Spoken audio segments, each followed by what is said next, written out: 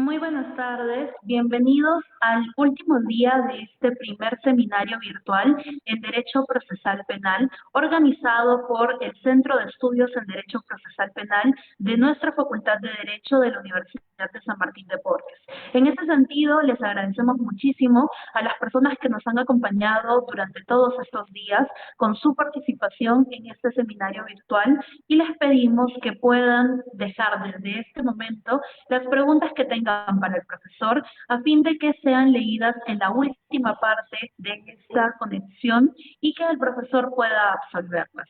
En ese sentido, el día de hoy tenemos un tema por demás relevante en materia de procesal penal, como es el que está a cargo del profesor Luis Ishii, quien abordará los sistemas de penas y determinación judicial, una visión prospectiva para el proceso penal como consecuencia de la emergencia sanitaria que atravesamos. En ese sentido, el profesor Ishii es abogado por la Pontificia Universidad Católica del Perú, maestro por nuestra Casa de Estudios, así como también cuenta con estudios de doctorado por la Universidad de Sevilla y Jaén en España y por supuesto es profesor en nuestra Casa de Estudios. Le agradecemos muchísimo su presencia el día de hoy para esta última jornada del seminario virtual, profesor Ishii. Estimados amigos, muy buenas tardes. Reciban mis cordiales saludos. Quería agradecerles por acompañarnos durante estas jornadas de Derecho Procesal Penal y obviamente el día de hoy que estamos clausurando este importante evento. Quería tocarles un aspecto bastante importante que está en parte vinculado a esta emergencia sanitaria que estamos viviendo en los últimos tiempos como consecuencia del coronavirus, el COVID-19, que es el tema del sistema de penas y la determinación judicial de la pena, una visión prospectiva para el proceso penal y obviamente como consecuencia de lo acontecido en estos últimos meses. El tema es bastante relevante porque nos hemos encontrado con normativas importantes vinculadas al tema de la sobrepoblación carcelaria y su hacinamiento. Cerca de 100.000 presos en 68 penales que se encuentran privados de su libertad. Muchos de ellos ya con sentencia condenatoria a pena privativa efectiva de larga, mediana y corta duración, pero también todavía muchos de ellos esperando ser finalmente absueltos o condenados como parte de una medida coercitiva de prisión preventiva. Y el tema quizás es poder advertir que estas últimas normas legales que han dado el Estado, vinculado a decretos de urgencia, a decretos legislativos, traen colación bastante ligado al tema del sistema de penas y la determinación judicial de la pena. ¿Por qué ocurre esto? ¿Cuál es el génesis de esta problemática? ¿A dónde apuntamos? ¿Cuál es la lección que debemos aprender? Eso es parte de lo que queremos compartir con ustedes brevemente el día de hoy. Quizás podríamos empezar señalando de que un aspecto bastante relevante es que en el ámbito del derecho penal el tema de las consecuencias jurídicas es uno de los pocos temas abordados o desarrollados en comparación con la teoría general del delito. Si usted ve los tratados, los manuales o los libros que se han escrito en el ámbito del derecho penal, todos ellos muy importantes e interesantes, todos apuntan generalmente al ámbito de la teoría de la infracción penal, de la imputación penal, teoría del delito. Y tiene por eso mucha razón Silva Sánchez en España, don Víctor Prado Saldarriaga en el Perú, el doctor Celis Mendoza, y también que le habla en algunos artículos o libros que hemos escrito, que el aspecto quizás más crítico es que existen pocos trabajos especializados en el tema vinculado a las consecuencias jurídicas del delito. Pero contradictoriamente, cuando existe un problema de criminalidad, la respuesta más importante, más inmediata, a la cual recurre el Estado según su parecer, es obviamente al tema de las consecuencias jurídicas del delito. Y obviamente eso ha generado un aspecto de aumento de penas de manera progresiva en determinados delitos y también el incremento de circunstancias, sobre todo de agravación, que están vinculados al quantum punitivo. Y el tema es, sobre todo, poder entender que esta corriente en los últimos años ha ganado cada vez una tendencia en países europeos, en América Latina y sobre todo en el Perú, que responde obviamente a una corriente llamado populismo punitivo, basada en una sobrecriminalización y sobrepenalización de determinadas conductas que afectan a bienes jurídicos. Y este llamado populismo punitivo, desarrollado bastante en España por Elena Larrauri y también por otros autores, destaca justamente responder a esa necesidad que espera la población cuando se comete un delito que afecta a determinados valores ideales en la sociedad. Al parecer hemos acostumbrado a nuestra población, a nuestra gente, a nuestros conciudadanos, que es el ámbito de las consecuencias jurídicas que va a resolver un problema de criminalidad. Y eso obviamente ha conllevado a una sobrepoblación carcelaria, a tener justamente bastantes presos privados de su libertad, muchos de ellos sin una sentencia judicial firme al respecto. Y obviamente genera una sobrepoblación, hacinamiento carcelario. Y esto obviamente se da también como colofón, como parte de una manifestación criminalidad contemporánea que ha ido variando justamente en los últimos años. La delincuencia contemporánea presenta cada vez un panorama distinto, distante, que orientó a los estados a plantear sistemas preventivos y represivos adecuados para hacerle frente. Y obviamente, en parte, esto se genera por la llamada globalización dentro de la llamada delincuencia del tercer milenio, como habla don Víctor Prado Saldarriaga, donde justamente el avance de la ciencia, de la tecnología, de los medios de comunicación, del ciberespacio, ha permitido acortar la distancia entre los países, entre los pueblos, y ha generado desarrollo importante, pero también ha generado, como Silva Sánchez denominaba, un efecto sustitución, donde también la delincuencia comienza obviamente a poder apoderarse de estos mecanismos que brinda hoy el mundo moderno. Entonces se crea una nueva forma de criminalidad que sobre todo entre una variante particular, por ejemplo, está la llamada delincuencia colectiva. Y obviamente una manifestación concreta es el llamado crimen organizado de carácter transnacional, que implica justamente una recomposición de las fuerzas del crimen y que ha generado obviamente que se afecten países de manera simultánea con figuras como corrupción de funcionarios, el tema del lavado de activos, el tema del crimen organizado, trata de personas, entre otros. El caso de Odebrecht, por ejemplo, es un efecto bastante claro de este aspecto de la llamada globalización también de la economía y la globalización de la delincuencia bajo un efecto sustitución. Y este contexto ha generado obviamente que la respuesta de los estados sea siempre recurrir al ámbito del derecho penal, sobre criminalizando conductas, aumentando penas, pero también obviamente dejando de lado otras conductas o comportamientos quizás que en su momento generaron la atención del mismo, como por ejemplo delitos patrimoniales como el robo, como el hurto, como el secuestro, la extorsión, que siguieron el mismo rumbo, siempre con reformas sucesivas vinculadas al tema del ámbito de las penas y al tema de la determinación judicial.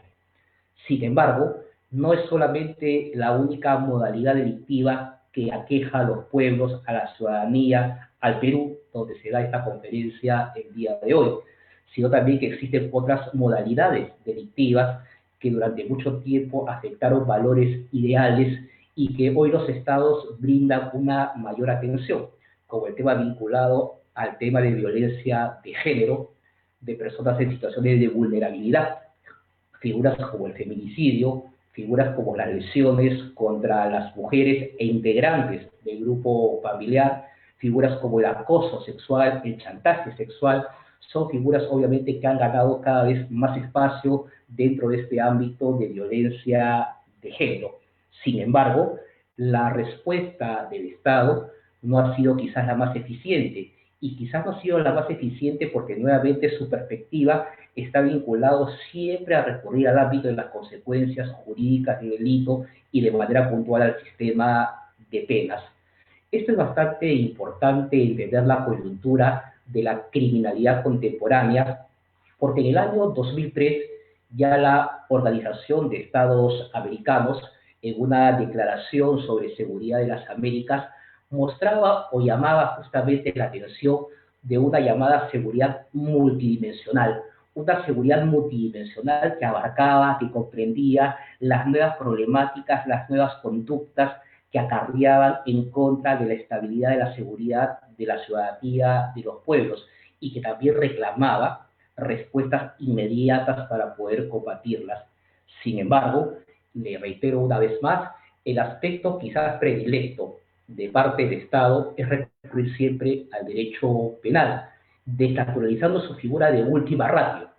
Y obviamente pasa inclusive a ser como un profesor de esta casa de estudios de la Universidad San Martín de Porres, Villavicencio Terrero, habla justamente del prima ratio, que al parecer la única respuesta que tiene el Estado es recurrir al ámbito del derecho penal y dentro de ellas a las consecuencias jurídicas del delito.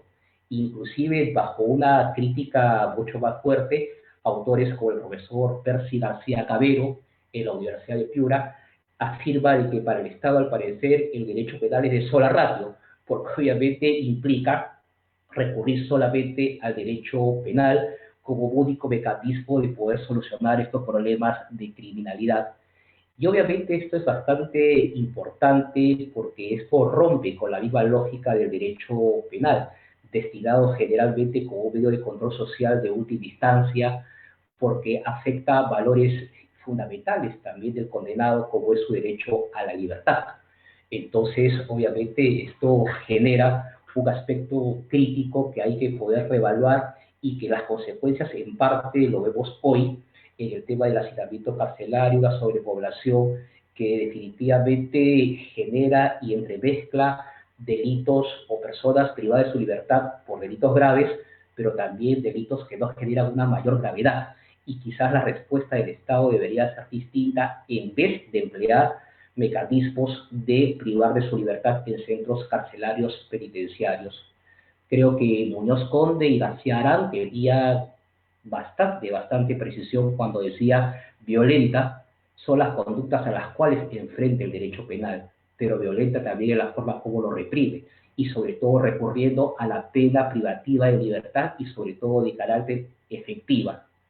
Y esto es un tema justamente que se ve materializado en quizás algunos aspectos que pasan desapercibidos dentro de la legislación penal de los países y sobre todo en el ámbito nacional. Por ejemplo, en el Perú, le pongo como referencia o como ejemplo algunos puntos importantes que se han venido dando en los últimos años. Primero, el tema justamente de la deformación de la afectación constante al llamado principio de proporcionalidad. Quizás los llamados principios rectores que orientan al legislador y al juez al momento de poder construir los tipos penales, las consecuencias jurídicas y al juez al momento de aplicarlas, son aspectos que hemos dejado de lado cuando constituye la base, el soporte de la construcción del ámbito del derecho penal en un Estado social y democrático de derecho en el cual se escribe la Constitución Política del Perú. Los principios rectores recogen aquellos postulados de la Constitución y que obviamente deben orientar al derecho penal como medio de control social formal al momento de ejercer su ius pudiendi o derecho a castigar. Si usted ve el artículo 8 del título preliminar del Código Penal peruano, señala de manera clara, la pena tiene que ser proporcional al delito que se ha cometido, no puede sobrepasar esa afectación al bien jurídico. Pero sin embargo aparece una fórmula que muchos no conocen o no han leído y que dice no opera para reincidentes y habituales. Y la pregunta es, oiga, ¿pero por qué no opera para reincidentes y habituales el tema de la proporcionalidad? Si la reincidencia y la habitualidad, figuras duramente criticadas y por las cuales no fueron incluidas originariamente en el Código Penal de 1991, cumple con la satisfacción de obviamente poder haber sancionado a la persona y que cumpla los fines de la pena. Pero obviamente volver nuevamente a sancionar a una persona, pero proscribir o prohibir la proporcionalidad es un tema bastante cuestionable. Y no solamente eso, sino que la proporcionalidad se ve justamente plasmado en diferentes tipos penales dentro del Código Penal.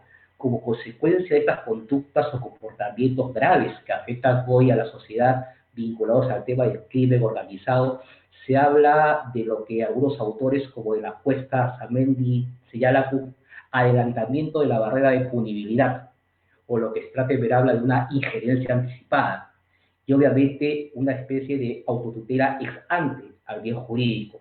Pero sin embargo, vemos obviamente que estas figuras de adelantamiento de la barrera de punibilidad plasmada en delitos de peligro y sobre todo delitos de peligro abstracto merecen una crítica particular porque acaban teniendo mayor sanción o consecuencia jurídica que un delito de resultado.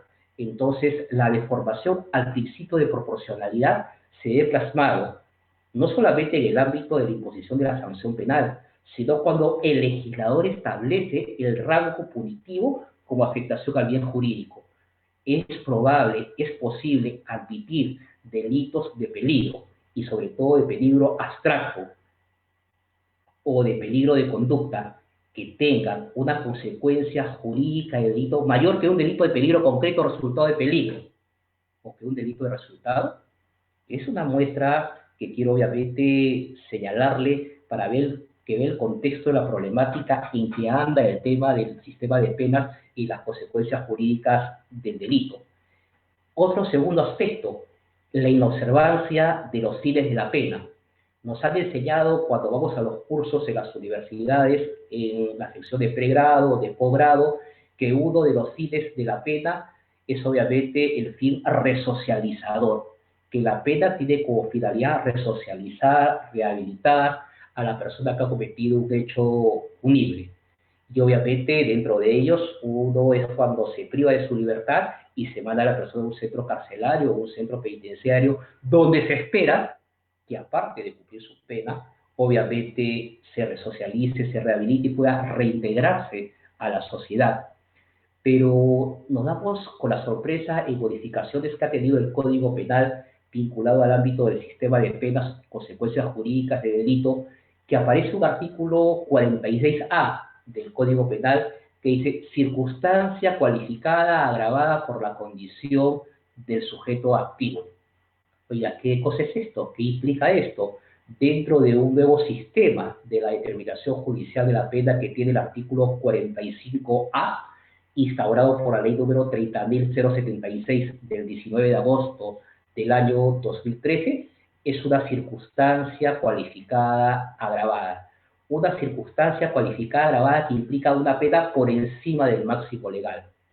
Y obviamente su tercer párrafo, ese artículo 46A, señala, la pena va por encima del máximo legal, un tercio, cuando el agente comete del centro penitenciario del cual se encuentra privado de su libertad, lavado de activos, tráfico de drogas, secuestro, extorsión, trata, etc.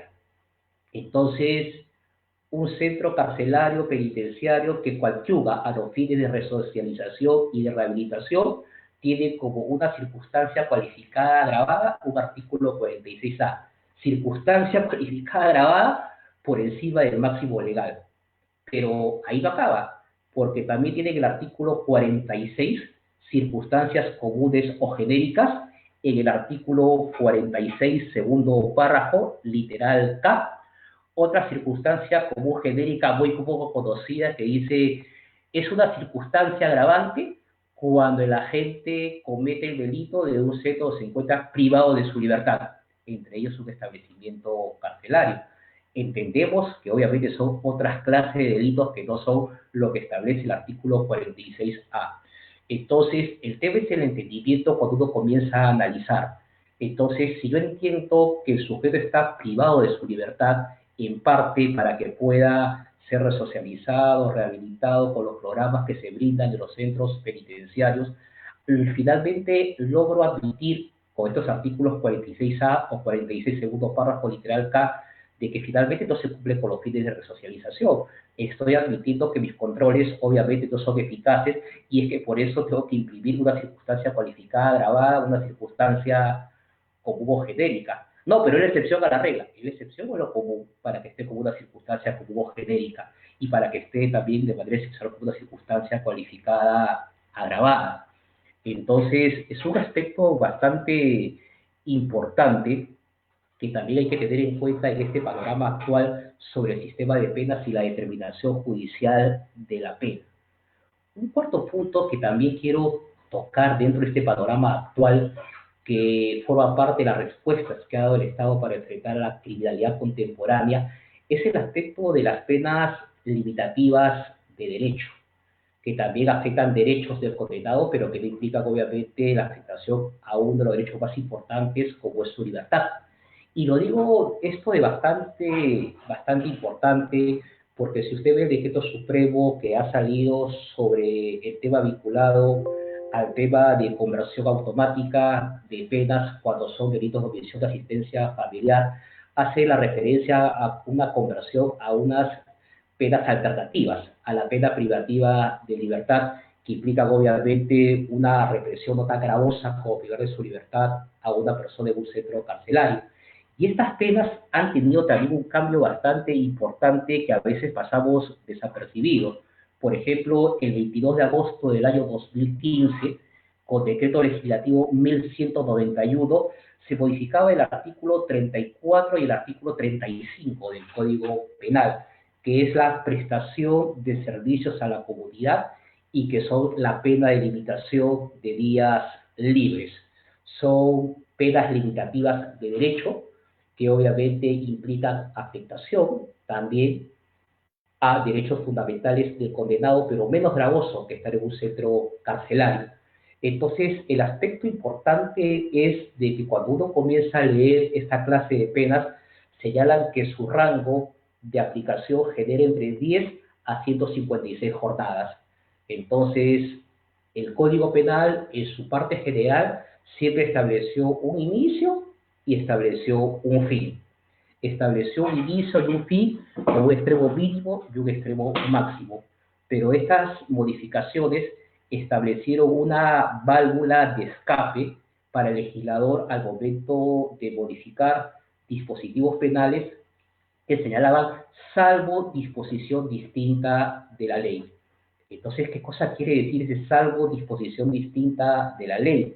¿Acaso la consecuencia jurídica del delito, en atención al principio de legalidad, de taxatividad que decía Zaffaroni, de máxima determinación que hablaba Polaino Navarrete, no tiene que ser claro, preciso, para obviamente generar conocimiento de la consecuencia a la cual puedo hacer acreedor si cometo determinado tipo penal? ¿Qué implica ese salvo? ¿Qué implica esa posibilidad?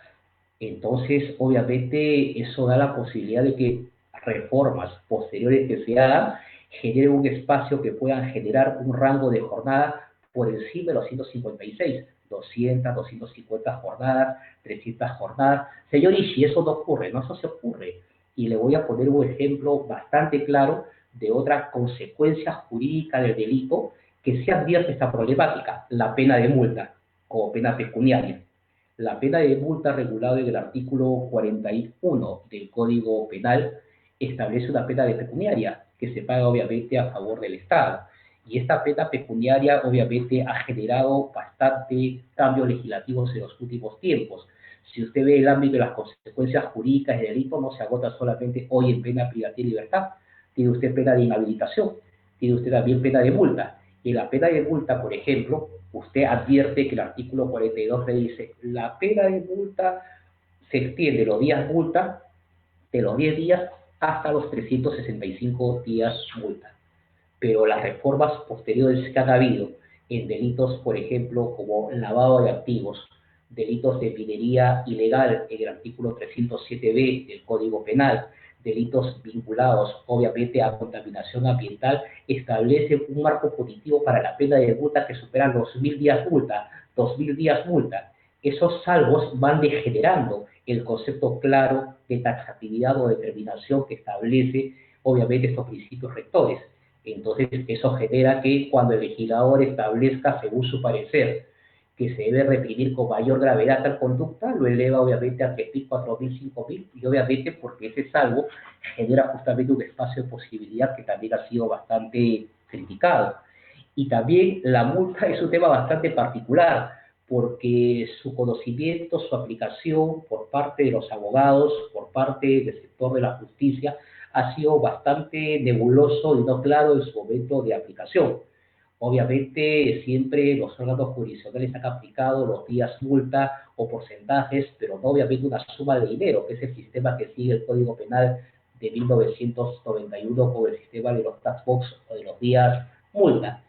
Y muy por aparte de ello, la multa no solamente es una pena, sino que la multa es también, a partir del año 2017, una consecuencia accesoria aplicable a personas jurídicas. Y la multa también es hoy, con la ley número 30.424, una medida administrativa como parte de una llamada responsabilidad administrativa de personas jurídicas para determinados delitos, como lavado, tráfico de droga, cohecho, tráfico de influencia. Entonces, miren cómo hemos ido deformando o ampliando la naturaleza jurídica de determinadas instituciones. Pena como consecuencia, la multa como una pena, la multa como una consecuencia accesoria, la multa como una medida de carácter administrativa. Entonces, estos cambios obviamente generan este espacio de respuesta que va haciendo el Estado a estos problemas de criminalidad contemporánea. Otro de ellos es la llamada pena de inhabilitación, obviamente vinculado al tema de corrupción funcionarial que se ve en los últimos tiempos, no solamente aquí en el Perú, sino también en toda América Latina. Entonces, el llamado artículo 38 ha sufrido una deformación bastante importante, donde ahora la inhabilitación es también de carácter perpetua en determinados supuestos, así como había pena privativa de libertad temporal y después pasó a haber la llamada cadena perpetua, así obviamente es hoy la llamada pena de inhabilitación, donde apareció regulado en el Código Penal como un cuantum punitivo de 6 meses hasta 5 años, después se extendió de 6 meses hasta los 10 años, hoy hay escalas de 10 a 20 años, y hoy también hay una inhabilitación de carácter perpetua para el funcionario vinculado a determinados delitos y supuestos, como el tráfico de drogas, el tema del lavado de activos y el tema de corrupción funcionarial. Entonces, estos cambios han venido a deformar este sistema y sobre todo su utilidad está obviamente bastante cuestionada. Pero no solamente en el tema del conjunto de penas que regula el Código Penal, sino también la llamada determinación judicial de la pena. Creo que para nadie es un secreto que uno de los puntos más críticos que ha tenido la Judicatura Nacional durante muchos años es el aspecto vinculado a la determinación judicial de la pena. Y quizás, entre comillas, la pequeña autoridad que yo puedo quizás señalarle son los años de experiencia y de labor en la función jurisdiccional, donde justamente me permitió advertir que uno de los aspectos bastante deficientes y que hay que mejorar es el tema de la determinación judicial de la pena.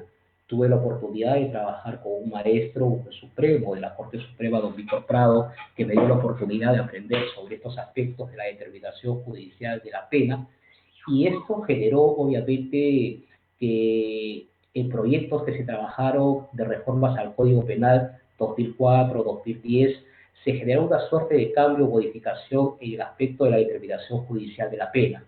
Salió un artículo 30.076 del 19 de agosto del año 2013 que estableció lo que la gente denomina un llamado sistema de tercios. Un sistema de tercios quizás cuyo aspecto práctico operativo no llega a ser de todo comprendido por parte de la Judicatura Nacional. Y esto es un aspecto bastante importante porque el sistema de tercios que hoy regula el artículo 45A es un procedimiento técnico operativo. Y es un procedimiento técnico operativo que implica un manejo de las instituciones del derecho penal para poder aplicarlo de manera correcta cuando uno administra justicia. Les pongo un ejemplo bastante claro y bastante particular de algunos aspectos quizás veo que hay que corregir o hay que superar todavía en la judicatura. Primero, que se tiene la idea de que este sistema opera solamente para la pena privativa de libertad. Eso no es correcto. El legislador no pudo haber creado un sistema de determinación judicial solamente para la pena privativa de libertad. Este es un sistema que se aplica a la pena de inhabilitación, a la pena de multa, a las penas limitativas de derecho. Ese es un aspecto importante que hay que tener siempre presente. Un segundo aspecto importante es poder distinguir que estamos hablando de la consecuencia jurídica de una infracción penal. Entonces, el supuesto de la teoría general del delito de la imputación penal es un aspecto importante para la teoría de las consecuencias jurídicas. Entonces se suele a veces confundir la efectividad de algunas instituciones de la teoría general del delito al momento de aplicar la teoría de las consecuencias jurídicas del delito. Un claro ejemplo son, por ejemplo, las causales de aumento o disminución de la punibilidad, de manera concreta las eximentes imperfectas, que implican justamente una rebaja de pena, el aspecto vinculado a la llamada tentativa, acabada, inacabada, el tema vinculado, por ejemplo, a los niveles de autoría y participación, el tema de la complicidad secundaria, el tema vinculado a la imputabilidad restringida como causales vinculadas a la disminución de la punibilidad y que nada tiene que ver con las llamadas circunstancias modificativas de la responsabilidad penal. Entonces, ¿cuándo operan? ¿Cómo se aplican? Son aspectos que todavía hay que pulir y hay que especificar, porque obviamente para manejar este sistema hay que conocer obviamente el sistema de la teoría general del delito y la teoría de las consecuencias jurídicas del delito. Sin embargo, otro aspecto también importante es el tema de las llamadas circunstancias modificativas de la responsabilidad penal. No logramos todavía ver con claridad que tenemos circunstancias comunes o genéricas, atenuantes y agravantes que regula el artículo 46 aplicables a todos los delitos. No logramos diferenciar de las circunstancias especiales o específicas que acompañan a determinados delitos en la parte especial o leyes penales especiales y solamente operan con ese delito al cual acompañan, y las circunstancias cualificadas, agravadas y atenuantes privilegiadas, como la reincidencia y la habitualidad. Todo el mundo habla, inclusive en los medios periodísticos, reincidencia, habitualidad. Pero ¿qué es la reincidencia? ¿Qué es la habitualidad? Usted lee el artículo 46b y 46c del Código Penal, no hay modificaciones desde que se reincorporó en el año 2006, más allá de que cuestionemos si es o no pertinente su legalidad, sobre el cual el Tribunal Constitucional ya se pronunció del año 2009. Pero usted lee el artículo 46b, 46c, usted lo entiende, un texto de 4 o 5 líneas que fue creciendo hasta 45 y 50 líneas en el caso particular.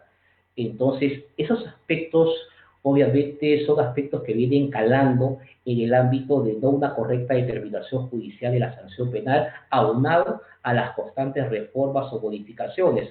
Usted tiene que estar cada rato con su PIB básico para poder ver qué cambios se ha producido dentro del Código Penal. Y eso genera muchas veces un aspecto que afecta a la seguridad jurídica. No que el juez, el fiscal deben conocer el derecho, el abogado también.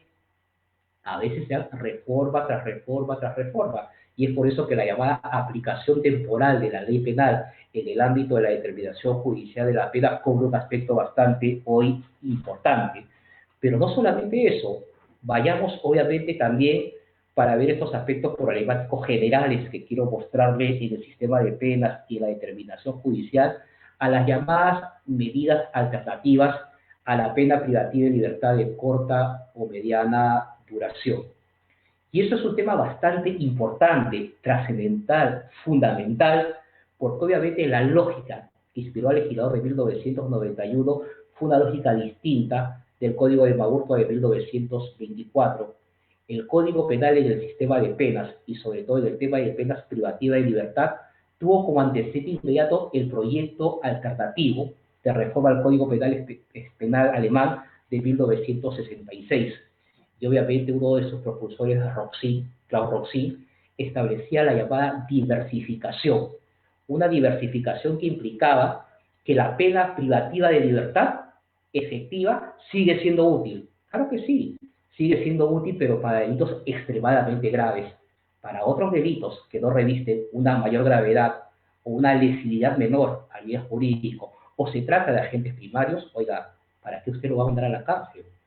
Si obviamente se produce lo que es una realidad bastante latente, guste o no guste, genera una llamada infección criminal, donde obviamente la gente va a la cárcel y usted tiene ahí cualificadas, agravadas, si comete en la cárcel trata, si comete en la cárcel tráfico de drogas, si comete secuestro, extorsión, entonces ese foco infeccioso, la pérdida de la familia, el estigma de salir de cárcel y buscar un trabajo y que le pidan antecedentes penales, usted estuvo en cárcel.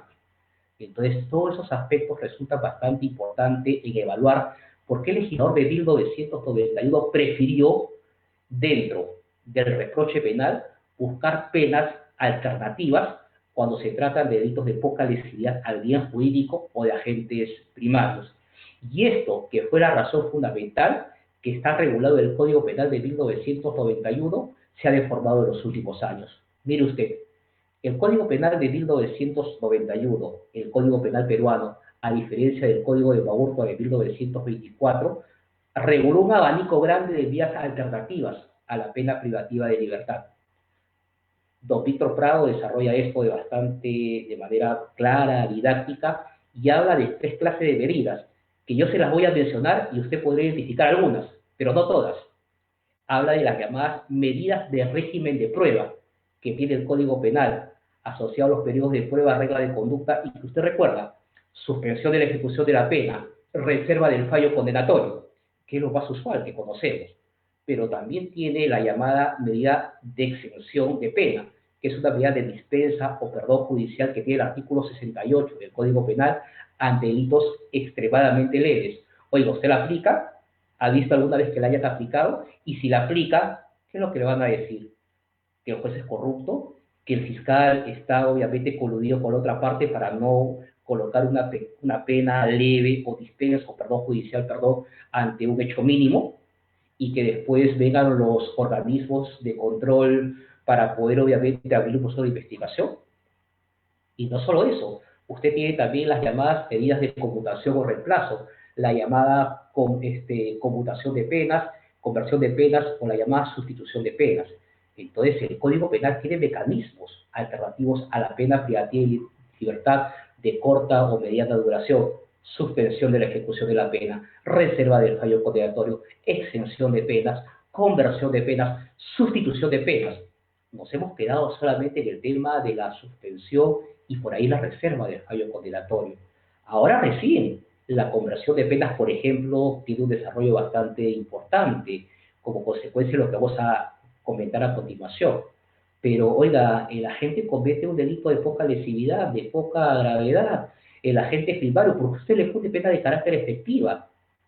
¿Se va a rehabilitar, se va a resocializar en cárcel? Hemos evaluado esos aspectos al momento de determinar judicialmente la pena y colocar una pena de carácter efectiva.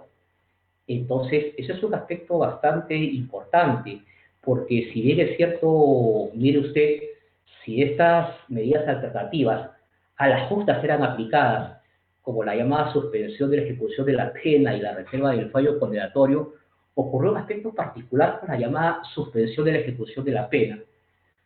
De pronto un día el artículo 57 apareció como una cláusula final que decía una excepción. Decía una excepción que no se aplica a la suspensión de la ejecución de la pena para delitos dolosos de peculado, artículo 387 del Código Penal, y colusión simple y agravada del artículo 384. Entonces, obviamente, uno comienza a pensar, ¿es la mejor respuesta ante un caso de un delito contra la persona pública de poca lesividad de un agente primario, evitar esa posibilidad de que vaya a un centro carcelario y colocar una pena de carácter efectiva? Pero es un corrupto, ha cometido un delito. Oiga, un ratito, hay corrupción y corrupción, hay corrupción sistémica, hay corrupción ocasional, es corrupción, pero hay niveles de responder frente justamente a ese caso de corrupción. Entonces, no, peculado doloso, colusión dolosa, bueno, ese es el problema que tiene obviamente la legislación. Les gusta o no les gusta a los legisladores. Cuando usted da esa posibilidad, le abre la puerta de entrada. Basta que usted cree una excepción y usted va a encontrar reforma tras reforma que esa lista de 2 delitos se incrementó, como efectivamente ocurrió, porque esa excepción de que no opera la suspensión de la ejecución de la pena no solamente se quedó con la colusión, no solamente se quedó con el peculado, fue ampliado al tema vinculado al tema de valoración de fondos, al tema de negociación incompatible con el cargo, al tema de los cohechos, corrupción funcionarial de auxiliares jurisdiccionales. Y además, con la ley 30.710, que salió el 29 de diciembre del año 2017, hace poco, apareció un aspecto bastante importante que nadie pone en cuestionamiento: la protección amplia que tiene que darse en el tema de las mujeres, que todo el mundo reprocha y reprochamos el tema de violencia de género y también contra los integrantes del grupo familiar. Pero aparecieron dos delitos, un artículo 122b, las llamadas lesiones contra las mujeres, agresiones contra las mujeres e integrar el grupo familiar, y la reforma a las lesiones leves del artículo 122, donde se establecía que por más que era una pena ínfima de 1 a 3 años en el artículo 122b, eso quiere decir un tema de una lesión muy mínima en el caso particular, la pena era de carácter efectiva porque decían que no había suspensión de la ejecución de la pena.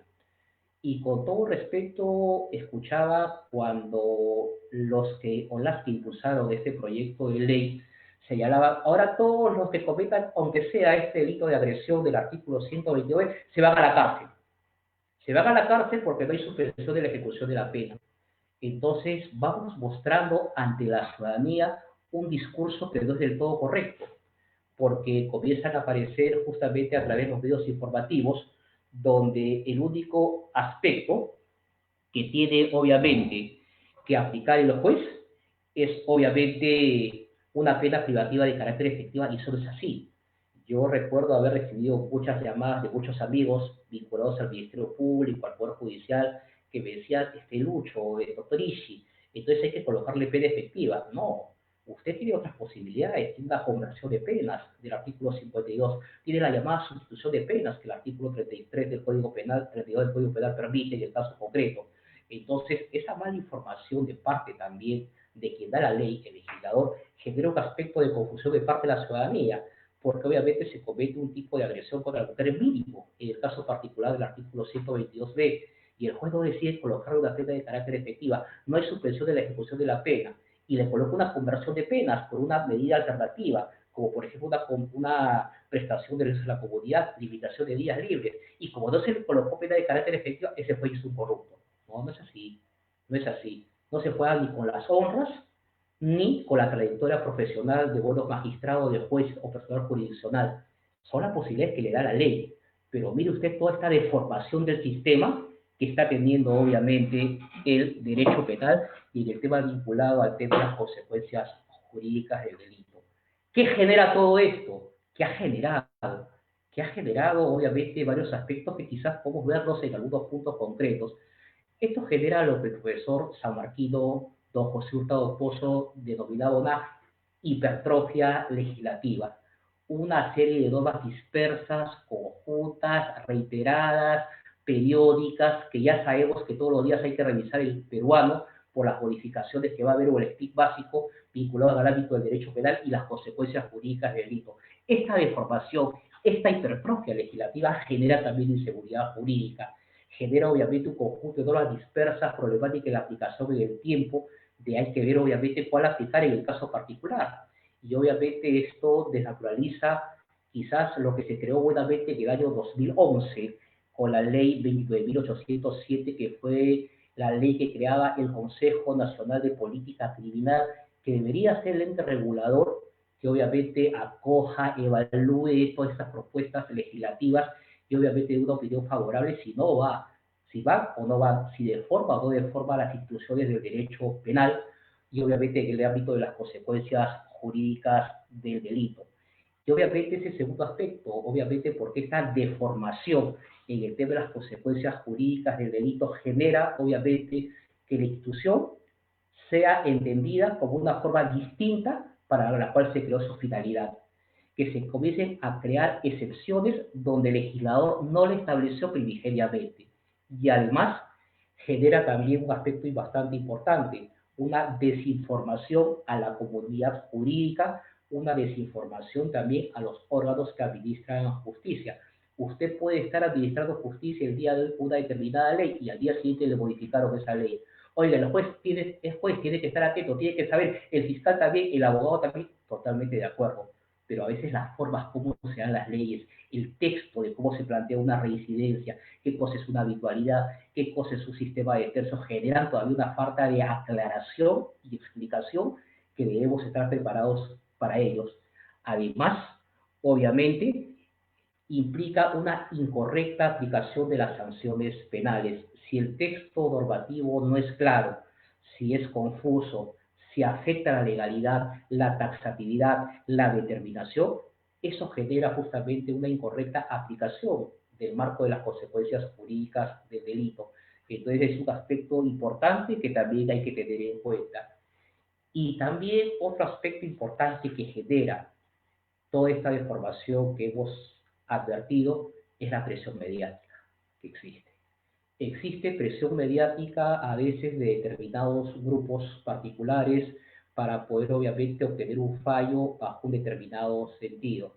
La prensa a veces cataloga o anticipa una sentencia condenatoria antes de que el juez haya emitido una sentencia o el fiscal haya formulado una acusación. Entonces, obviamente, estamos generando un espacio bastante peligroso si es que, obviamente, el juez, el fiscal no está preparado con esa autonomía que la gran mayoría, casi todos de ellos, obviamente, detentan frente a presiones que puedan darse. Oiga, la prensa agarra y cuando es un tema de una medida coercitiva por medio de corrupción que se tiene que investigar, prisión preventiva. Cuando es una cadena perpetua, cuando es una organización criminal, esos aspectos también influyen hoy frente a este panorama actual del sistema de penas y la determinación judicial. Y también, obviamente, un tema que es bastante importante es la ausencia de liderazgo. La ausencia de liderazgo por parte de los sectores que le corresponden, la doctrina, en el caso particular, las universidades, poder obviamente emitir pronunciamientos vinculados cuando existen, obviamente, esta clase de normas, esta clase de leyes que afectan, obviamente, el ámbito de la legalidad. Y esto, si usted puede obviamente advertir, ha generado todo esto, una sobrepoblación carcelaria, un hacinamiento al extremo, cerca ya estamos llegando a los 100.000 personas privadas de su libertad en los 68 penales que tenemos a nivel nacional, y la consecuencia lamentable de esta emergencia sanitaria ha hecho de que obviamente el Estado recurra obviamente el decreto supremo como el 04/2020 vinculado al tema de las gracias presidenciales, el tema vinculado a una regulación de excepción en este estado de emergencia al llamado indulto humanitario, indulto común, la llamada conmutación de penas, que me parece un aspecto importante, una respuesta bastante importante del Estado frente a esta coyuntura de salud bastante grave en la que vivimos. Pero el aspecto va más allá de ello, señores. Yo tuve la oportunidad de integrar la Comisión de Gracias Presidenciales por más de un año y obviamente pude advertir la problemática que generaba el hacinamiento carcelario, poder evaluar el tema de cómo se construyen los expedientes, de cómo se transmite de una secretaría hasta la Comisión de Gracias Presidenciales del MINJUS. Todos esos aspectos es un aspecto que hay que tener que evaluar al momento de dar un marco normativo, un marco legislativo, un marco de regulación que obviamente saludo, obviamente que este decreto supremo trate de corregir las deficiencias o falencias, pero no tenemos que estar esperando que haya un problema de esta naturaleza para recién ver una condena, una pena y poder aplicar una gracia presidencial. La respuesta tiene que ser ex ante de que se coloque esta situación. Y obviamente este decreto legislativo 1459 sobre la conversión automática de penas por omisión de asistencia familiar del 14 de abril último, es también un tema de un aspecto normativo que ya estaba regulado antes.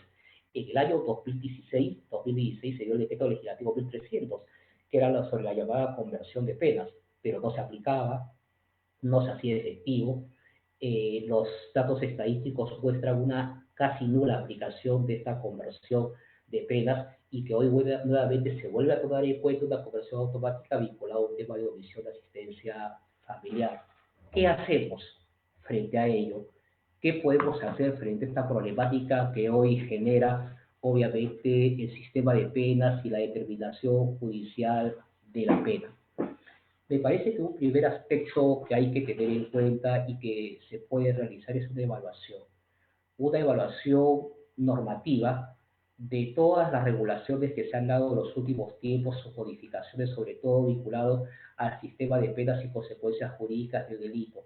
Lo invito a revisar cuando acabe la conferencia o de estos días de estudio que usted realiza, que viene el artículo 28, el artículo 105A del Código Penal que abarca el tema del sistema de penas y vea todos los cambios legislativos que ha habido con leyes por parte del legislativo, con decretos legislativos con facultades delegadas por el Ejecutivo, hoy con decretos supremos vinculados al tema de las consecuencias jurídicas y determinación de la pena. Es un tema innumerable de un marco modificativo que ha habido, y eso inclusive ha originado sendos acuerdos plenarios ordinarios y extraordinarios de la Corte Suprema, con dos sentencias plenarias también vinculadas a la determinación judicial de la pena.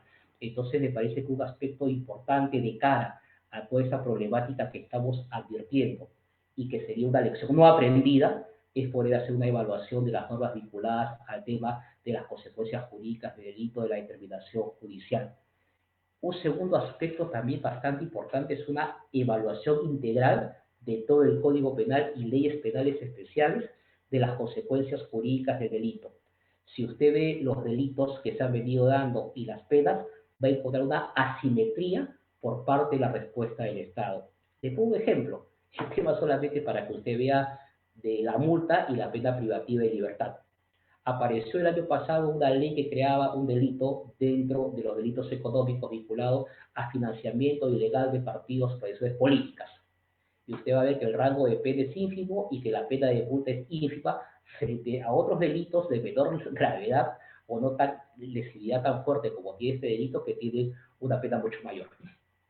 Entonces, me parece que urge también como un segundo punto una evaluación integral vinculada a las consecuencias jurídicas de todos los tipos penales que tiene el Código Penal y sobre todo vinculado a las modificaciones que se han dado en los últimos tiempos. Un tercer aspecto bastante importante es la capacitación. La capacitación es un tema bastante importante. Capacitación a jueces, fiscales, abogados, personal administrativo, alumnos en las universidades, en los programas académicos. Este es un tema bastante importante, no solamente para jueces y fiscales en el tema de la Academia de la Magistratura, no solamente con los alumnos a través de las universidades, también tiene el Ministerio Público su escuela del Ministerio Público, tiene el Poder Judicial su centro de investigaciones judiciales, tiene sus comisiones de capacitación. Ellos son los obligados, obviamente, a poder revisar un aspecto bastante importante y bastante crítico actual, que es el tema del sistema de penas y la determinación judicial de la pena. Un cuarto aspecto también bastante importante y para evitar esta problemática que existe obviamente en las cárceles es incentivar el tema de la aplicación de medidas alternativas a la pena privativa de libertad de corta o mediana duración. Esto no es una receta nueva, señores, es una receta antigua. En el año 2007, cuando yo trabajaba en el Poder Judicial, integré una comisión en el Consejo Ejecutivo del Poder Judicial que tuvo obviamente la buena visión de poder difundir esto a través de todas las Cortes Superiores de Justicia del país. Hablábamos en aquel momento que no hay unidades ejecutoras que son de carácter público, pues no, ahora son, la ley modificó y la ley puede decir que ahora se aplica unidades de ejecución tanto públicas como privadas para poder aplicar obviamente una medida alternativa a la pena privativa, una prestación de servicio a la comunidad, una limitación de días libres.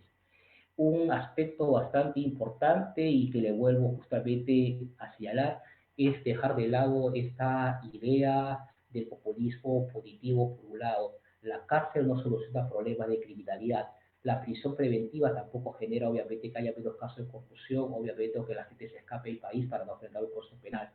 El tema de esta figura o vertiente de populismo punitivo vinculado a la determinación judicial de la pena es un aspecto que también tiene que ser reevaluado. La cárcel no soluciona problemas de criminalidad y cuando son delitos de poca o mediana gravedad y son agentes primarios, la cárcel no es la mejor opción. Utilicemos y empleemos las medidas alternativas que tiene el Código Penal. Quizás un sexto aspecto bastante importante, ¿no? Es el tema del liderazgo, ¿no? El tema del liderazgo de la abogacía, de los sistemas y los sectores, obviamente indicados para poder criticar el marco normativo, desde las aulas universitarias, desde obviamente los centros de capacitación, un pronunciamiento de carácter conjunto cuando se adviertan legislaciones o leyes contrarias, obviamente, a la propia naturaleza del derecho penal y las consecuencias jurídicas. Una evaluación integral del problema de la criminalidad que también implica justamente poder ver la problemática actual y poder entender que no todo es aplicar consecuencias jurídicas de delito o, en otras palabras, sanciones con penas de carácter efectivo. Estimados amigos, creo que ya el tiempo se ha cumplido, se ha agotado. Quería darles solamente algunos alcances, una pincelada del problema del sistema de penas, de la determinación judicial de la pena, que nos permite obviamente evaluar el día de hoy esta lamentable coyuntura que estamos viviendo, que estoy seguro que con el favor de Dios y con el apoyo de todos lo vamos a ir superando. Le quiero agradecer su gentileza de estar presente en estos días, de habernos acompañado. Estoy muy contento de que la Universidad San Martín de Porres haga estos espacios y quizás de parte mía y quizás de los profesores que quizás han estado acá, el doctor Deira, el doctor Almanza, el doctor Paucar, el doctor Portugal y que le habla Luis Ishimeza, quiero agradecerles la gentileza de habernos acompañado en charlas de disertación sobre determinados problemas vinculados al proceso penal. Estoy seguro que en las próximas semanas se van a impulsar programas similares. Les quiero acá mandar una oración para que Dios los cuide a usted, a su familia, en los temas de salud y a toda la humanidad en general. Muchas gracias y será conmigo hasta otra oportunidad. Muy buenas tardes. Muchísimas gracias, profesor Ishii, por la exposición el día de hoy y le voy a pues presentar las preguntas que ha hecho nuestro público. En ese sentido, Pavel Net pregunta, ¿le parece bien que los jueces no apliquen principios como proporcionalidad, humanidad para una correcta determinación de la pena concreta, prefiriendo los temas meramente legales, siendo desproporcional, por ejemplo, cuando ocurre el delito de robo con agravante de celular? ¿Qué es lo que opina usted, profesor? Bueno, muchas gracias por la pregunta, muchas gracias al doctor que nos ha formulado la pregunta. Mire qué importante, ¿no? Hablamos de los llamados principios rectores, ¿no? Dentro de la locución, dentro de esta disertación, y uno al cual me dice específicamente el tema de la proporcionalidad, ¿no? Los llamados principios rectores son los postulados básicos que sostienen obviamente al derecho penal. Y mire usted, doctor, no solamente los principios rectores orientan al juez al momento de aplicar la pena, la sanción penal, sino también al momento de construirlas al legislador. Entonces, estos principios rectores que son la base del derecho penal, que son los cimientos sólidos sobre los cuales se construye el derecho penal, parte de la Constitución. Entonces, los principios rectores como la proporcionalidad, la legalidad, la lesividad, el tema de la culpa, son principios que han sido obviamente quizás dejados de lado y que solo se mencionan de nombre o de fachada en una sentencia judicial. Entonces, la proporcionalidad implica un análisis bastante exhaustivo que los jueces tienen que tener presentes. Y es por eso que la Corte Suprema emitió acuerdos plenarios ordinarios vinculados al tema de la importancia del principio de proporcionalidad. Hay una sentencia plenaria del año 2017, diciembre, de delitos de violación sexual vinculado a estos aspectos. Pero si usted ve y le respondo la segunda parte de su pregunta vinculado al tema del celular, el tema de la cartera, bueno, partamos por un tema bastante claro, ¿no? El tema de la modificación legislativa viene por parte, obviamente, del Congreso de la República o del Ejecutivo con facultades delegadas. Y si usted ve el primer párrafo del artículo 189 de las circunstancias especiales agravantes, tiene un rango punitivo de 12 a 20 años. Entonces, 12 a 20 años, obviamente, es un tema vinculado a un robo de un celular, un robo, obviamente, de un jarranchón o jalón de cartera, 12 a 20 años, agente primario, que implica una pena de carácter efectiva. Y el tema va más allá, mi estimado doctor, porque si usted ve, son solamente circunstancias especiales agravantes. Oiga, ¿y cuáles son las especiales atenuantes? Si el sistema de tercios me dice que un sistema debe funcionar con agravantes y atenuantes, yo voy de 12 a 20 y todas son circunstancias agravantes durante la noche, lugar desolado, restaurantes, etcétera, en el caso particular. Entonces, los principios rectores juegan un aspecto bastante importante al momento de fundamentar y determinar la pena. Le recomendaría esta sentencia plenaria 1 del año 2017 de la Corte Suprema de Justicia de la República, donde hace un desarrollo bastante amplio sobre la determinación de la pena. Gracias. Muchas gracias, profesor. Asimismo, y un poco en relación al sistema de tercios, precisamente Amanda pregunta si es que se podría aplicar este sistema de tercios para delitos en grado de tentativa. Y algo muy interesante que ocurre con la interacción de nuestro público es que Nelson García le responde que desde su opinión no se aplicaría toda vez que si se trata, por ejemplo, de una pena perpetua, a lo mucho es que se puede a los 35 años solicitar una reevaluación, pero que según Nelson no existe ese sistema de tercios en una cadena que es perpetua, y entonces quisiéramos saber qué opina usted sobre este punto que planteaba Amanda. Muchas gracias por la pregunta de la doctora Amanda y también al doctor Nelson por su respuesta bastante importante. Yo creo que acá un aspecto bastante importante y le recomendaría es leer una casación, si la memoria me falla, 66 o 60 del año 2017-18. La voy a colocar por el sistema de la universidad en pantalla, donde la Corte Suprema sacó hace poco, el año pasado, una casación bastante importante donde diferenciaba lo que eran causales de disminución de punibilidad vinculada a la llamada teoría general del delito, de las llamadas circunstancias modificativas de la responsabilidad penal. Y obviamente entre las causales de disminución de punibilidad vinculado al iter criminis o a los grados de desarrollo del delito está la tentativa, ¿no? Como un grado de desarrollo imperfecto en la consumación de un delito que regula el artículo 16 del Código Penal, ¿no? El agente comienza en práctica, obviamente la práctica delictiva exterioriza conductas tendientes a la afectación al bien jurídico, pero no se llega a la consumación, que de grado de tentativa. Entonces es una causal de disminución de punibilidad que regula el artículo 16 del Código Penal.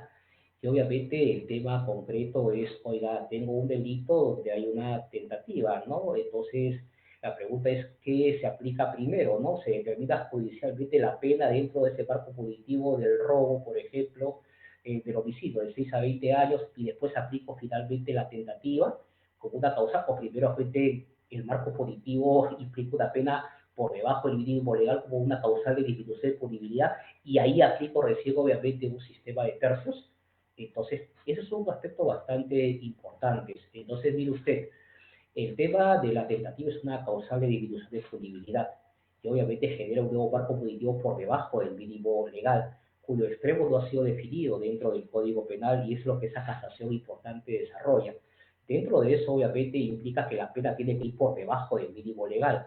Es un aspecto bastante porque la causal opera, obviamente, primero, porque para que haya una consecuencia jurídica tiene que haber, obviamente, un delito y obviamente la causal de disminución de punibilidad, la tentativa está vinculada al delito en el caso concreto. Entonces, técnicamente debería ser ese espacio por debajo del mínimo legal, un tercio, una mitad, no definido claramente, y que buenamente operaría llegar hasta los 2 días, como dice esta casación, en el caso concreto de un aspecto crítico, genera justamente el espacio de imponer la pena concreta. Ahora bien, pero el tema va más allá, inclusive. ¿Por qué le digo eso? Porque si usted le pongo el tema del robo, el artículo 188 y sus agravantes especiales, el artículo 189, que también aborda la casación. Dice 189, ¿no? La pena será no menor de 12 ni mayor de 20 años si el robo se comete a mano armada durante la noche, lugar desolado. Oiga, quedó en grado de tentativa y el rango es de 12 a 20. ¿Y cuánto le pone el juez? ¿Cuánto le pide el fiscal? Dice, a esto le pone 10 años, 8 años, ¿no? Generalmente, porque está debajo de los 12 años. Pero si usted ve, el código es bastante claro. Dice, si el delito no se ha cometido, el presupuesto es que se haya cometido el delito, es el tema concreto. Y el delito está previsto con un rango de pena de 3 a 8 años. Entonces la pregunta es, oiga, ¿por qué voy a aplicar una pena de 10 a 9 años en el caso particular si el artículo te dice bien claro si el delito se ha cometido? El delito no se ha cometido, va a ser otra tentativa. Y obviamente el rango es de 3 a 8 años y debería ir técnicamente por debajo de los 3 años. Es un aspecto bastante importante, por ejemplo, que tiene esta casación que yo le invito a leerla.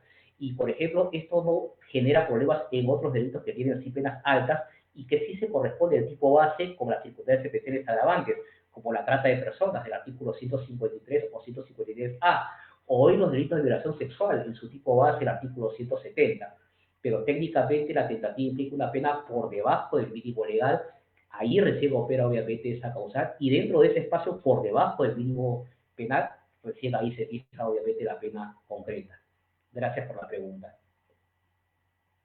Muchas gracias. En ese sentido también, un poco tomando en cuenta el contexto en el que nos encontramos, Sadid pregunta, y si pudiera usted detallar, ¿cómo es que se ha afectado el tema de los plazos en el estado de emergencia en cuanto a los procesos que ya se encontraban en curso?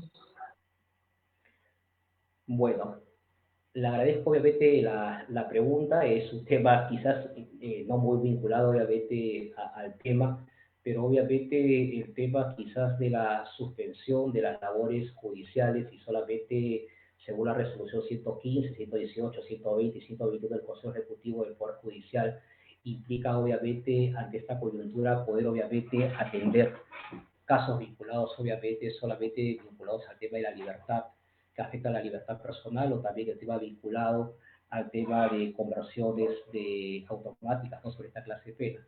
La suspensión de los plazos implica una afectación obviamente bastante importante, vinculado de varias aristas, porque primeramente todos los procesos penales que estaban en trámite se encuentran paralizados. Se encuentran paralizados y esto implica una persona que se encuentra, por ejemplo, privada de su libertad, en prisión preventiva, de que obviamente su proceso no se pueda llevar a cabo, de que esté paralizado a que esta situación obviamente se generalice, ¿no? Entonces me parece que una afectación bastante importante está vinculado al tema de los procesos en trámite, ¿no? De que genera justamente un aspecto de una dilación quizás obligatoria por esta coyuntura. Pero también otro aspecto importante y vinculado al tema que sí es materia de la disertación, que es las consecuencias jurídicas del delito y la determinación judicial de la pena, es que implica justamente poder afectar otras clases de mecanismos que pudieran aplicarse para obviamente poder menguar esta problemática que existe vinculado al tema de la pandemia, ¿no? Como por ejemplo el tema de la formación de beneficios penitenciarios, o el tema justamente de algún tipo de medida alternativa que pudiera darse obviamente por los mecanismos que establece la ley procesal penal. Gracias. Muchas gracias.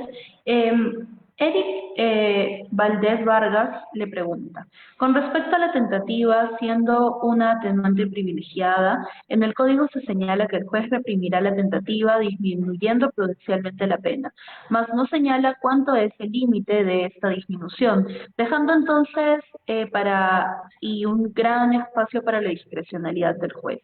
¿Cuánto es el porcentaje máximo que el juez puede disminuir la pena si estamos frente a tentativas? ¿Cuál es precisamente su opinión, profesor?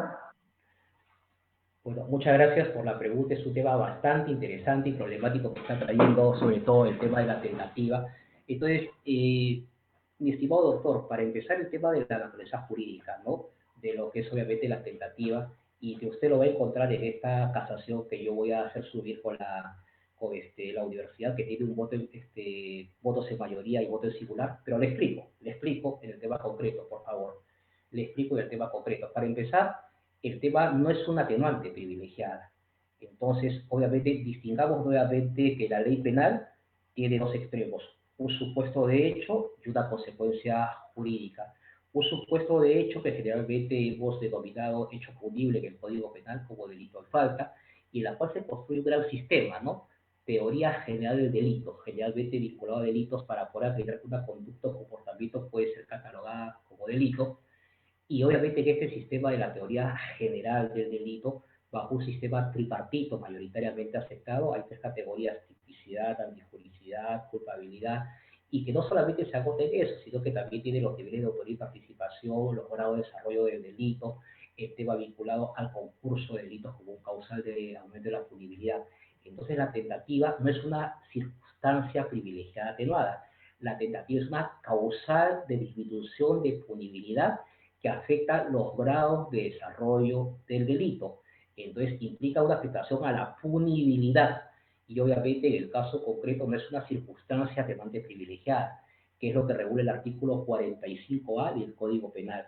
Ahora, ¿qué cosas son circunstancias atenuantes privilegiadas que implican establecer una pena por debajo del mínimo legal? Esa es otra falencia que tiene el sistema de tercios y que no ha sido regulado, porque hay agravantes cualificadas. Pues es A, B, C, D, reincidencia, habitualidad, condición de sujeto activo, abuso de parentesco.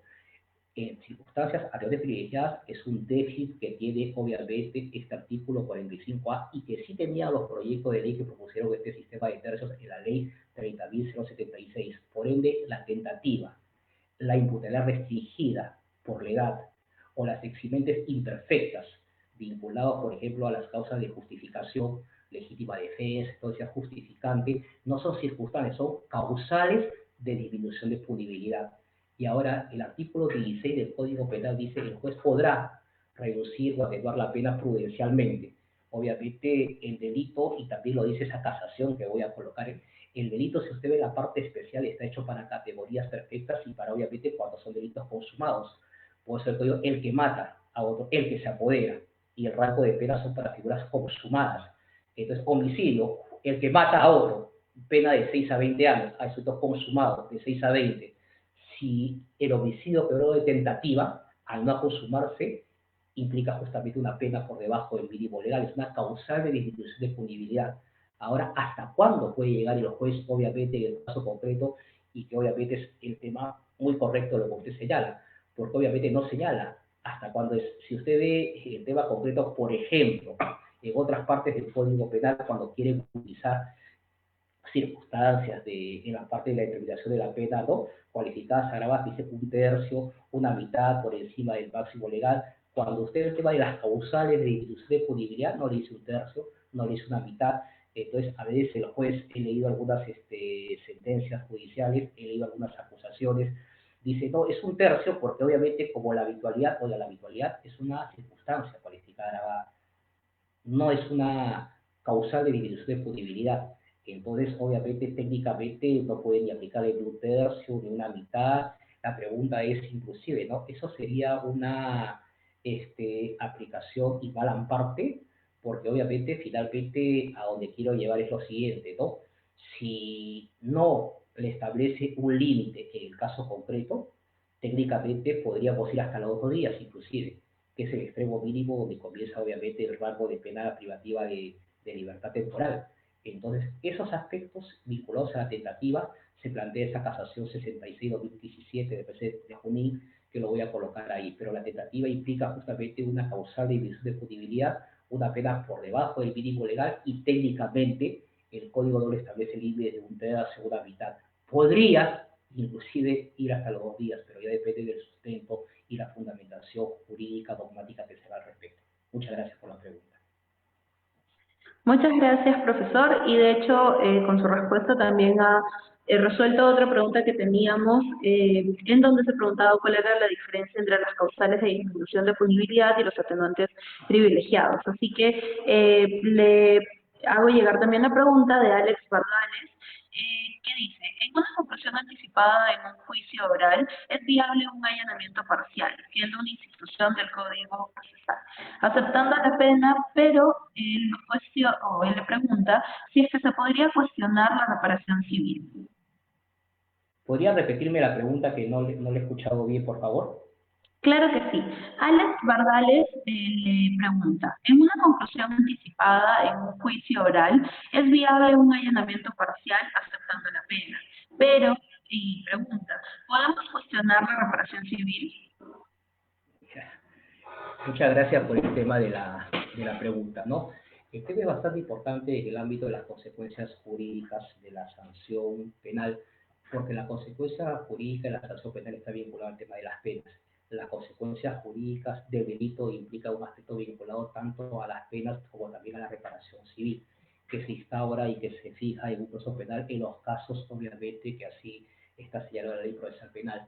Primero, gracias por la pregunta, porque el tema del sistema de tercio, la determinación judicial de la pena, es un aspecto bastante importante, son los llamados mecanismos procesales premiales, que tiene obviamente la llamada ley procesal penal, entre ellas la llamada terminación anticipada o la llamada conclusión anticipada en el juicio oral, como señala el doctor en el caso concreto, donde puede haber justamente un allanamiento del tema parcial.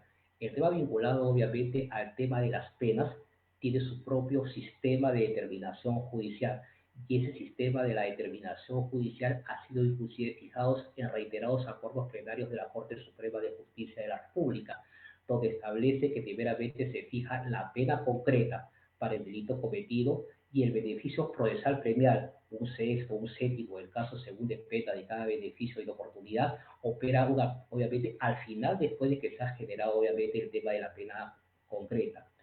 El otro aspecto vinculado a la consecuencia jurídica del delito, el tema de la reparación civil, es otro de los aspectos bastante críticos también que hay que poder revisar. Es un tema totalmente distinto de la determinación judicial de la reparación civil, pero quedar claro que el tema obviamente de los beneficios procesales premiales, como la conclusión anticipada, están vinculados de manera directa a la pena, a la consecuencia jurídica por excelencia que vincula la pena, no a la reparación civil, que tiene otro sistema de determinación que todavía hay que desarrollar. Muchas gracias.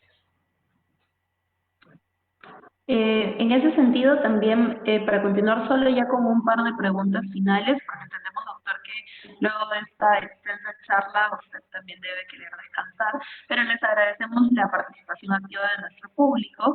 Nos hacen llegar la siguiente pregunta. En delitos con pena de cadena perpetua, ¿cuál es la pena a imponerse en caso de presentarse alguna causal de disminución de punibilidad? Gracias, qué bonita pregunta, ¿no?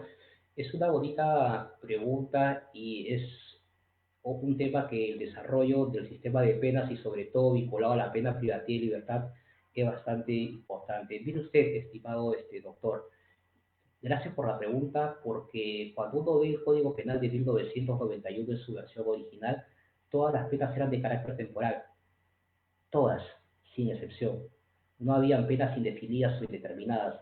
Si usted ve la pena privativa de libertad solamente iba de 2 días hasta 25 años. Ni existían los 35 años, ni existía la cadena perpetua.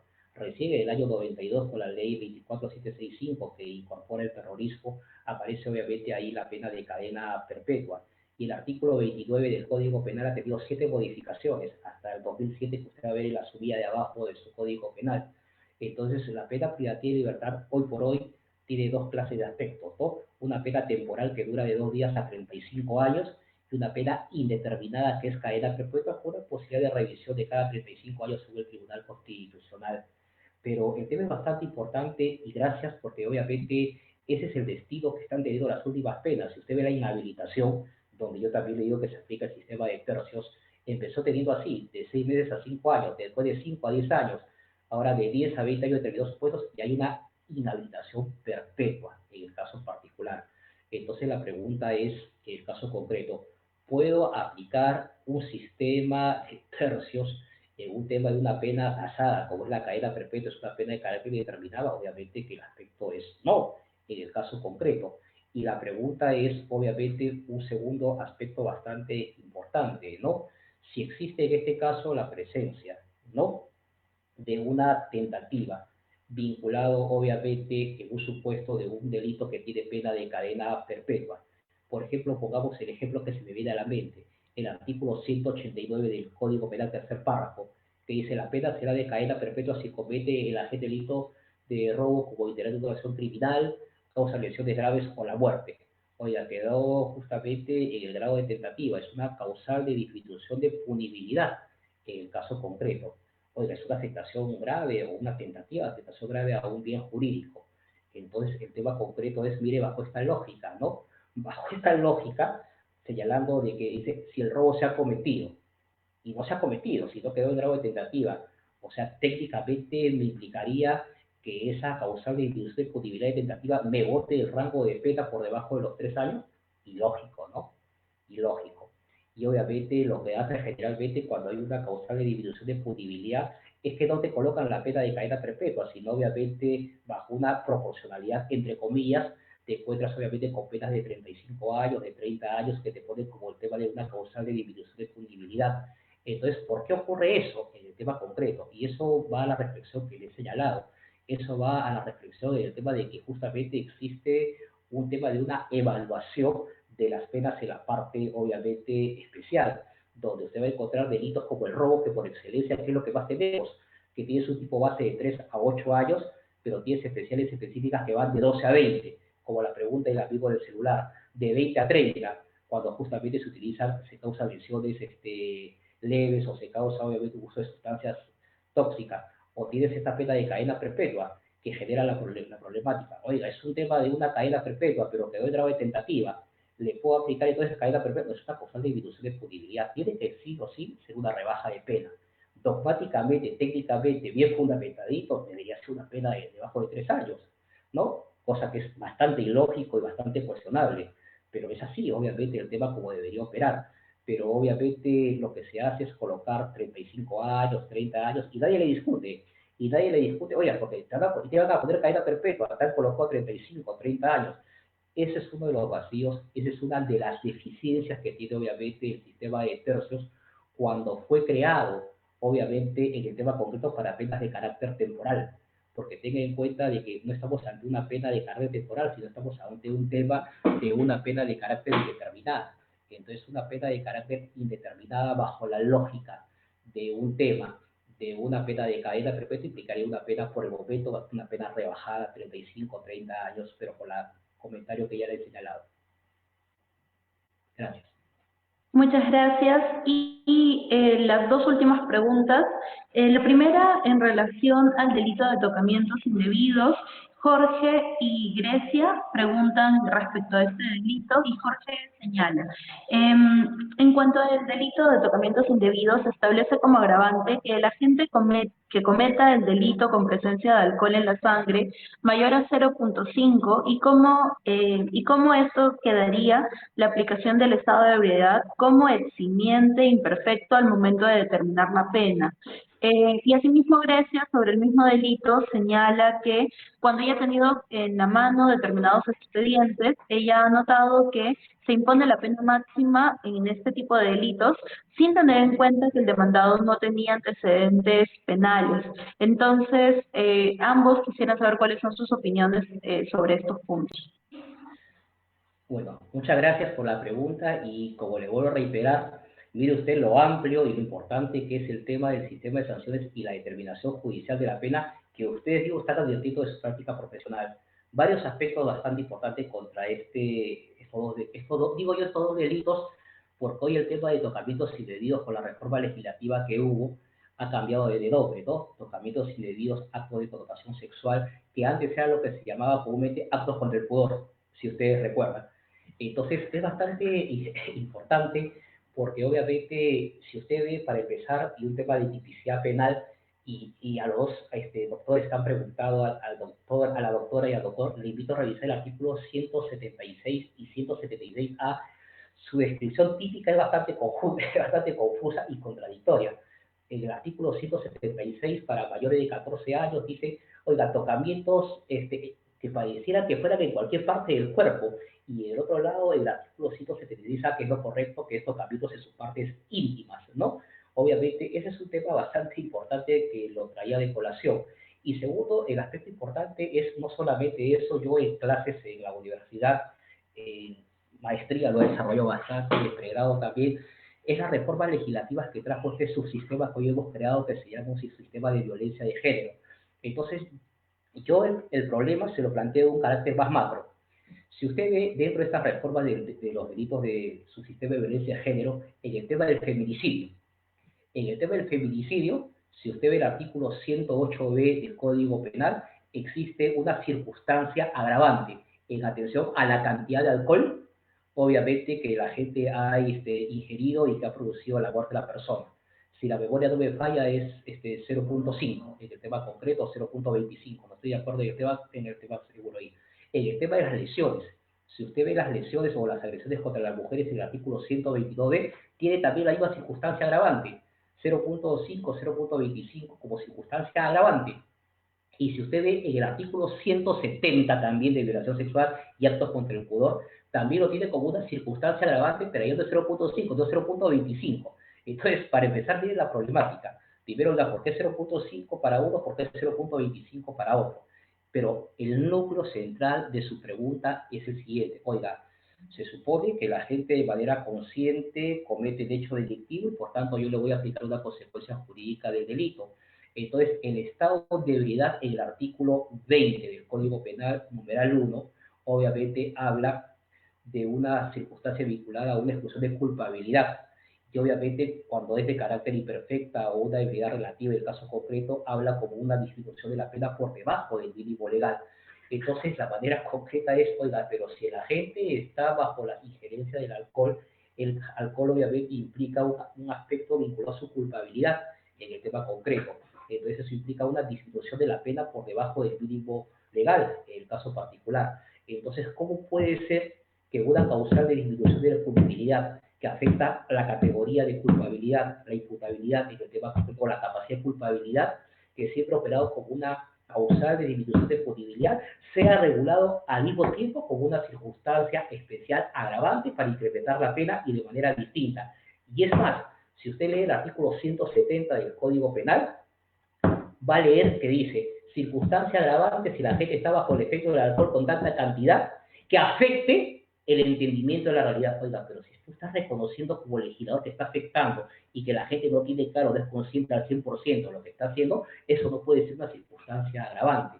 Entonces, a eso es cuando yo me refiero, obviamente, con la pregunta vinculado, y está usted seguro que esto va a ser un tema problemático que se tocará en su momento en alguna casación o un acuerdo plenario, porque no pueden coexistir desde el punto de vista personal un supuesto que podría siempre ser una causal de disminución de punibilidad en el artículo 120, el artículo 20, numeral 1, que afecta a la capacidad de culpabilidad, que sea también el mismo supuesto una circunstancia agravante en delitos de su sistema de violencia de género como feminicidio, lesiones, tocamientos indebidos, o actos de conducta sexual y violación sexual. Eso no es admitible y no es permitible.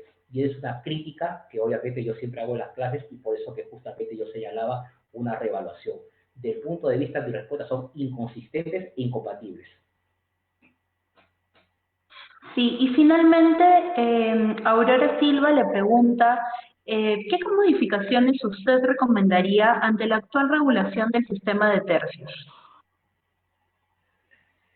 Gracias. Hay un proyecto de ley que dio origen al sistema de tercios y que fue una buena propuesta que sacó el Consejo Ejecutivo del Poder Judicial, una comisión que yo integré como secretario técnico. Tuve la oportunidad de poder trabajar con grandes profesionales, con don Víctor Prado, con don Aldo Figueroa, el doctor Felipe Vicencio Terrero, don Alexei Sáenz y también el doctor Gonzalo del Río, que trabajamos juntos diversas modificaciones al Código Penal, Procesal Penal, de Ejecución Penal en los temas de inseguridad ciudadana. Varias cosas en el aspecto importante.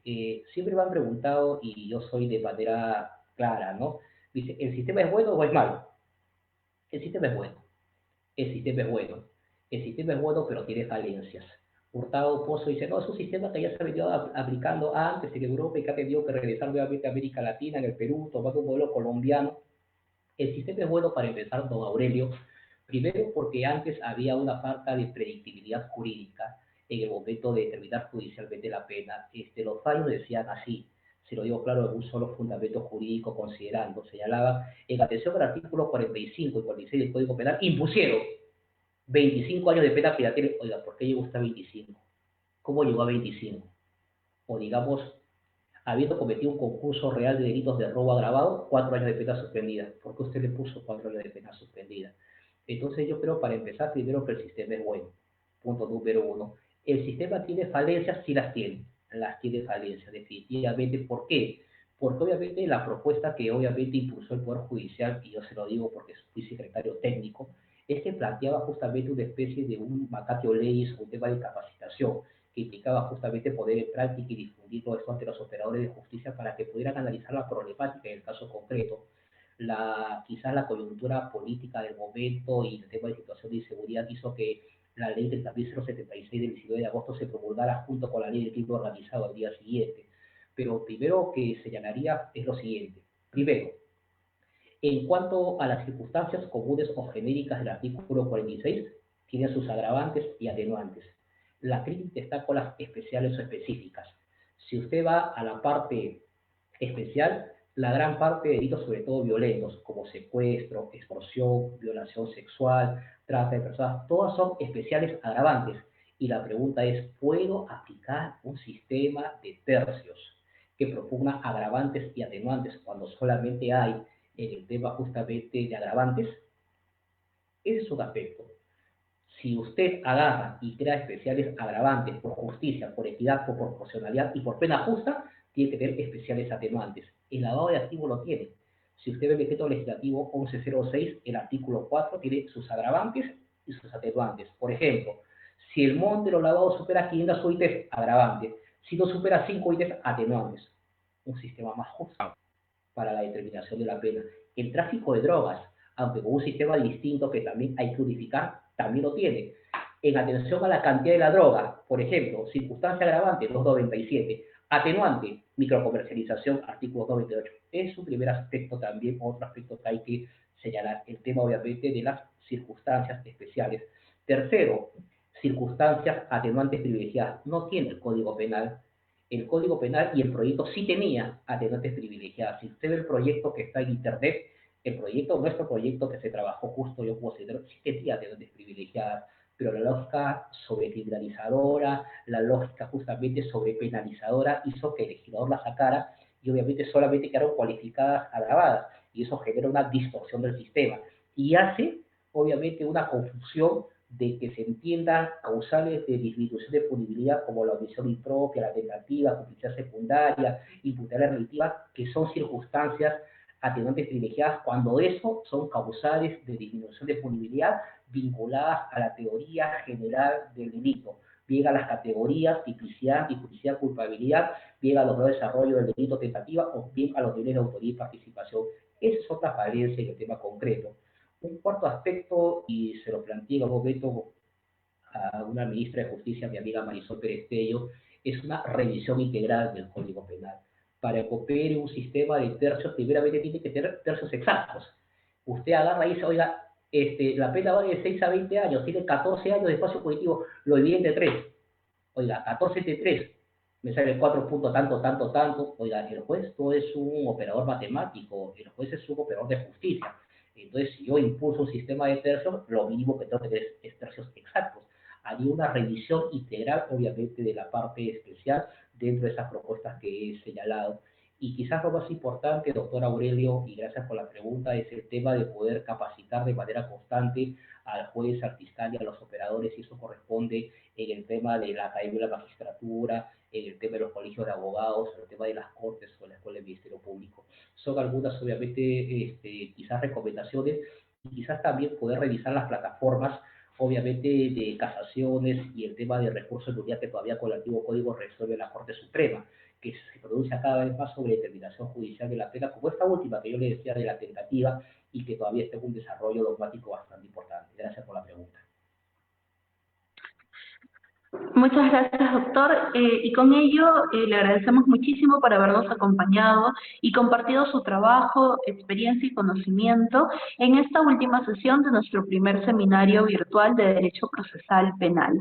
Es así que damos por concluido este primer seminario que ha sido posible gracias al señor decano de nuestra facultad, al doctor Ernesto Álvarez Miranda, así como también al doctor José Neira, quien es presidente del Centro de Estudios en Derecho Procesal Penal, así como a todos los profesores que nos han acompañado durante estos 4 días, también a nuestro público espectador y por supuesto al equipo de la oficina de eventos que ha hecho posible esta transmisión virtual en esta época difícil que atravesamos todos, pero que sin duda nos permite un espacio para seguir aprendiendo. Es así que les agradecemos nuevamente su presencia, compartiremos en nuestro perfil el material que ha mencionado el profesor Ishii el día de mañana y los invitamos la próxima semana a las conferencias que se llevarán a cabo el 29 y 30 de este mes, organizados por el Centro de Estudios en Derecho Minero, que precisamente abordará los retos en el sector minero energético a propósito del COVID-19 en el Perú. Muchísimas gracias por acompañarnos y buenas noches.